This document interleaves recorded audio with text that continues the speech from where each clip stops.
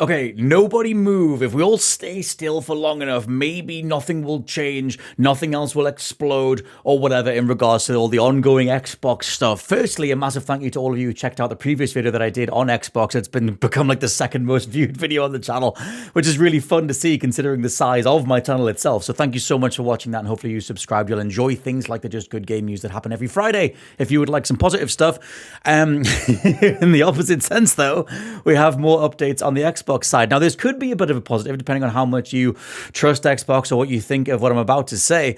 But to get people very quickly caught up, we had the price hike stuff last week in regards to Xbox Game Pass. The biggest takeaway being that Xbox wanted to double Game Pass Ultimate pricing tiers in America from $20 to $30, from £15 to £23. In the UK, that sparked a whole massive backlash in regards to people then cancelling their memberships mostly across the weekend, resulting in the Microsoft website buckling under the pressure. Various other things I'm going to get to in regards to rumors around the entirety of the future of Xbox hardware being cancelled, according to a leaker called Sneakers SO. However, the most recent thing that I'm going to read out literally broke a couple of hours ago.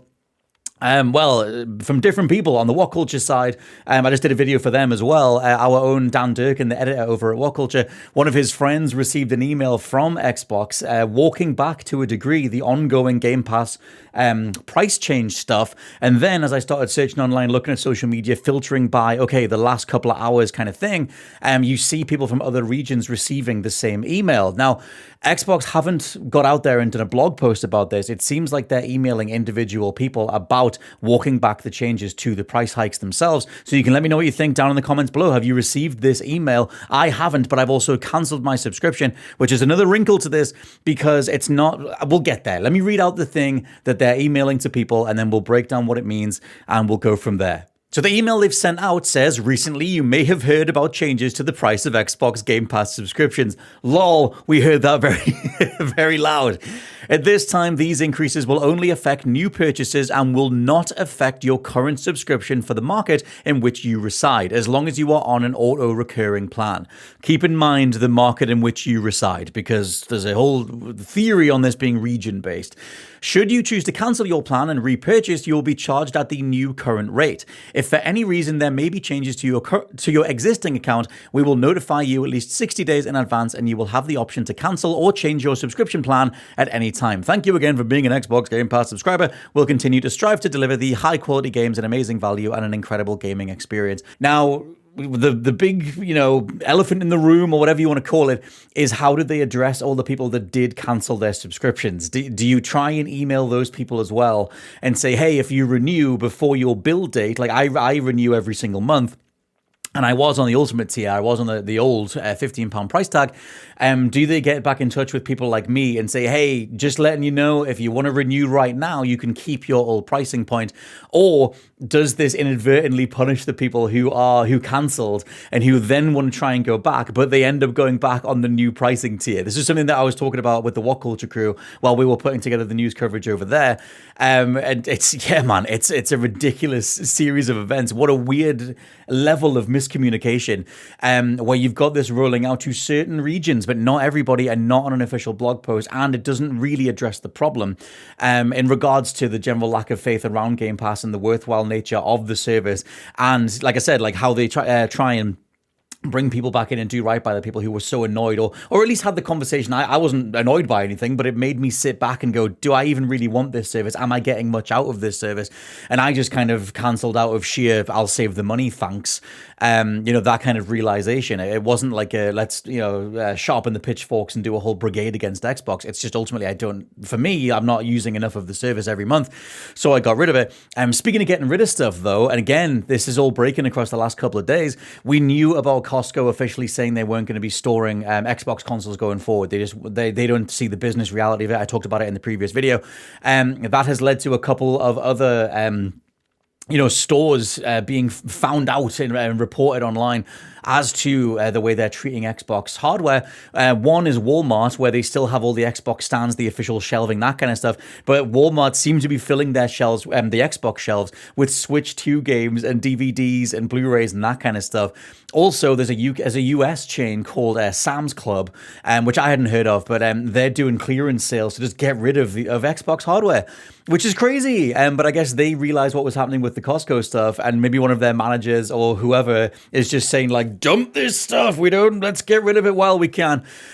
Because the prices for a Series X over at Sam's Club are down to £280, which is crazy considering that the official Xbox, hardware pricings just went up twice across the last couple of years, which is insane for a 5-year-old system to be even higher priced than it was back in 2020. But yeah, man, just what a insane turn of events. And we also have, I'll throw in, Microsoft weighing in on that conversation around the future of Xbox hardware. They did put an official statement out for that as well. Trying to allay fears around the future of Xbox consoles. They did this on Sunday because that was when Sneakers SO, who's a reliable insider in regards to different bits of Xbox information, they leaked ahead of time that different Xbox games will be going multi-platform.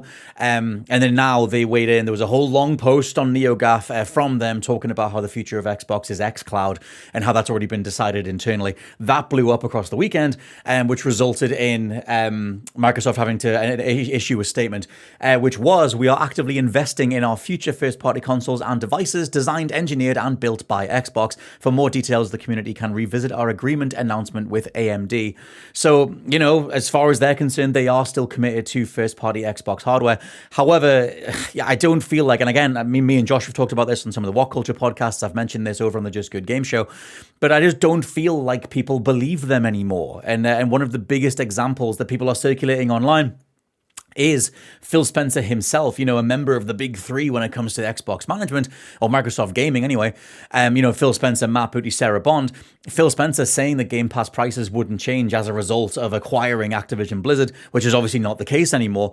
And again, just to roll in something from the previous video in regards to the reason why all this stuff is happening now, it is pressure from Microsoft on the Xbox brand. And again, I mentioned this in the previous video, but I might as well have a counter at the bottom of the screen for, I mentioned this before.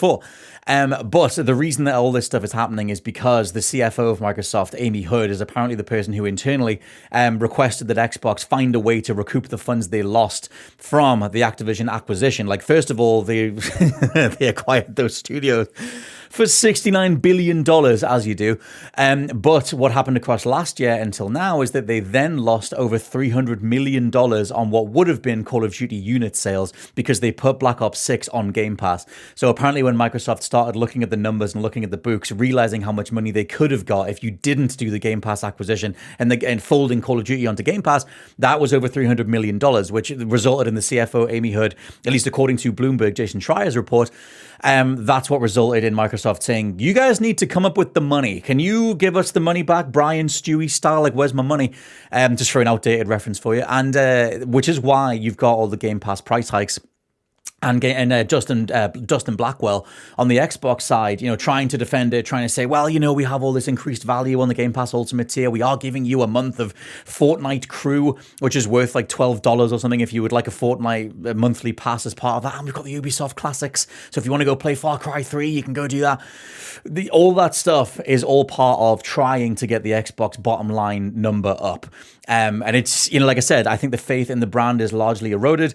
But at the same time, they can't really walk this back fully, which is why, it brings me back full circle to making this video in the first place. They are announcing this sort of mid-step thing where it's like, okay, if you're already a member of Game Pass, you already have a certain tier, you're a recurrent billing spending member, then they'll keep the price tier that you're on. It is the newcomers that will be paying a higher price, which in itself, I can't see the conversation around Game Pass resulting in a lot of new people subscribing to the service, but I guess we'll see. This is their attempt to try and make good, but again, this is very much breaking news, and the Xbox brand just continues to be a gasoline fire that they just pour on themselves.